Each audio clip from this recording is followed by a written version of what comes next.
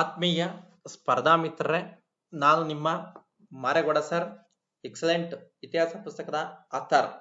ವಿದ್ಯಾರ್ಥಿಗಳೇ, ಇಂದಿನ ಈ ಒಂದು ತರಗತಿಯಲ್ಲಿ ಮಧ್ಯಕಾಲೀನ ಭಾರತದ ಪ್ರಶ್ನೆ ಮತ್ತು ಉತ್ತರಗಳೊಂದಿಗೆ ಬಂದಿದ್ದೇನೆ ವಿದ್ಯಾರ್ಥಿಗಳೇ. ಹೀಗಾಗಿ ಪ್ರಥಮ ಪ್ರಶ್ನೆ, ಇಸ್ಲಾಂ ಎಂದರೆ ಡ್ಯಾಶ್. ಸರಿಯಾದ ಉತ್ತರ ದೇವರಾದ ಅಲ್ಲಾಗೆ ಶರಣಾಗು ಎಂದರ್ಥ. ದೇವರಾದ ಅಲ್ಲಾಗೆ ಶರಣಾಗು ಎಂದರ್ಥ. ಎರಡನೇ ಪ್ರಶ್ನೆ, ಇಸ್ಲಾಂನ ಪ್ರಮುಖ ಉತ್ಸವ ಯಾವುದು? ಸರಿಯಾದ ಉತ್ತರ ಮೆಕ್ಕಾದಲ್ಲಿ ಕಾಬಾದ ಕಪ್ಪುಶಿಲೆ ಉತ್ಸವ. ಮೆಕ್ಕಾದಲ್ಲಿ ಕಾಬಾದ ಕಪ್ಪುಶಿಲೆ ಉತ್ಸವ.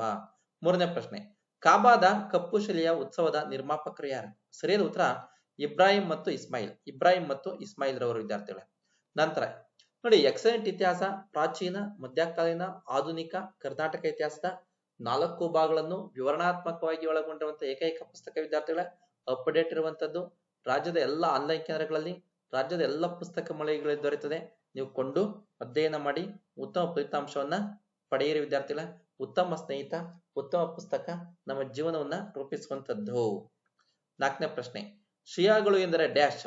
ಸರಿಯಾದ ಉತ್ತರ ಮಹಮ್ಮದ್ ಪೈಗಂಬರ್ನ ಅಳಿಯ ಅಲಿಯನ್ನು ಮಹಮ್ಮದ್ ಪೈಗಂಬರ್ನ ಉತ್ತರಾಧಿಕಾರಿ ಎಂದು ನಂಬಿದವರು.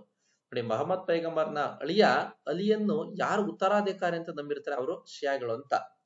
5ನೇ ಪ್ರಶ್ನೆ, ಇಸ್ಲಾಂ ಧರ್ಮದಲ್ಲಿ ಬೀಜಗಣಿತ ಕ್ಷೇತ್ರದಲ್ಲಿ ಸಾಧನೆ ಮಾಡಿದ ಪ್ರಮುಖ ವಿದ್ವಾಂಸ ಯಾರು? ಸರಿಯಾದ ಉತ್ತರ ಉಮರ್ ಖಯಾಮ್ ರವರು. 6ನೇ ಪ್ರಶ್ನೆ, ಇಸ್ಲಾಂ ಧರ್ಮ ಗ್ರಂಥ ಯಾವುದು? ಸರಿಯಾದ ಉತ್ತರ ಕುರಾನ್ ಆಗಿರುವಂತದ್ದು. 7ನೇ ಪ್ರಶ್ನೆ, ಪ್ರಥಮ ತರೈನ್ ಯುದ್ಧದಲ್ಲಿ 3ನೇ ಪೃಥ್ವಿರಾಜ ಚೌಹಾಣನ ಪರವಾಗಿ ಭಾಗವಹಿಸಿದ ಸೈನಿಕರು ಅಥವಾ ಸಹೋದರರು ಯಾರು? ಸರಿಯಾದ ಉತ್ತರ ಗೋವಿಂದರಾವ್ ಮತ್ತು ಖಂಡೇರಾವ್. 8ನೇ ಪ್ರಶ್ನೆ, 2ನೇ ತರೈನ್ ಕದನ ಯಾವಾಗ ನಡೆಯಿತು? ಸರಿಯಾದ ಉತ್ತರ 1192ರಲ್ಲಿ. 9ನೇ ಪ್ರಶ್ನೆ, 2ನೇ ತರೈನ್ ಕದನದಲ್ಲಿ ಭಾಗವಹಿಸಿದವರು ಯಾರು? ಸರಿಯಾದ ಉತ್ತರ 3ನೇ ಪೃಥ್ವಿರಾಜ್ ಚೌಹಾಣ ಮತ್ತು ಮಹಮ್ಮದ್ ಗೋರಿ.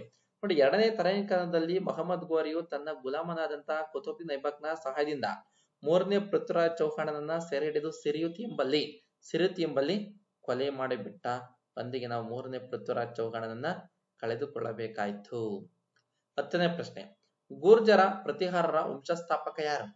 ಸರಿಯಾದ ಉತ್ತರ 1ನೇ ನಾಗಭಟ್ಟ. 11ನೇ ಪ್ರಶ್ನೆ, ಗೂರ್ಜರ ಪ್ರತಿಹಾರರ ರಾಜಧಾನಿ ಯಾವುದು?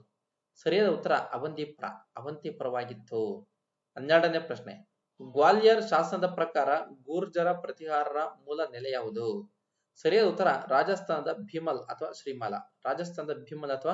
ಶ್ರೀಮಲ ಆಗಿರುವಂತದ್ದು.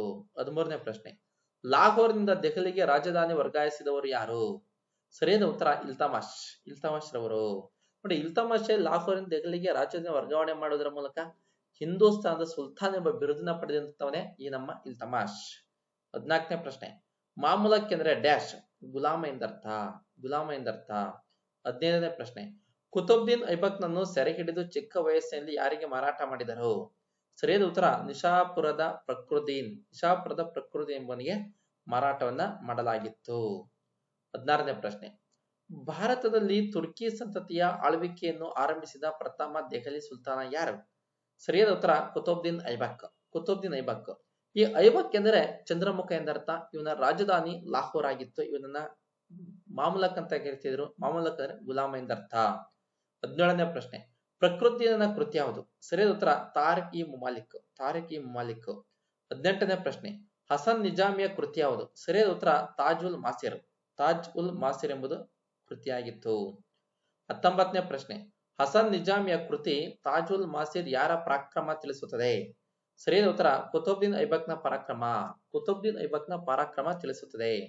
20ನೇ ಪ್ರಶ್ನೆ, ಸಿರಾಜನು ಕುತುಬುದ್ದೀನ್ ಐಬಕ್ನನ್ನು ಡ್ಯಾಶ್ ಎಂದು ಕರೆದಿದ್ದಾರೆ? ಸರಿಯಾದ ಉತ್ತರ ಕೆಚ್ಚದೆಯ ಬಿಚ್ಚು ಮನಸ್ಸಿನ ರಸ ಅಂತ. ಸೂಪರ್ ವಿದ್ಯಾರ್ಥಿ, ಇಂಥ ಲೈನ್ ಕೊಡಬೇಕು. ನೋಡಿ, ಕೇಳಿ, ಶೇರ್ ಮಾಡಿ, ಲೈಕ್ ಮಾಡಿ, ಎಕ್ಸಲೆಂಟ್ ಇತಿಹಾಸವನ್ನು ಅಧ್ಯಯನ ಮಾಡಿ. ಈ ಎಲ್ಲ ಪ್ರಶ್ನೆ ಉತ್ತರಗಳು ಅಲ್ಲೇ ನಿಮಗೆ ಸಿಗ್ತವೆ.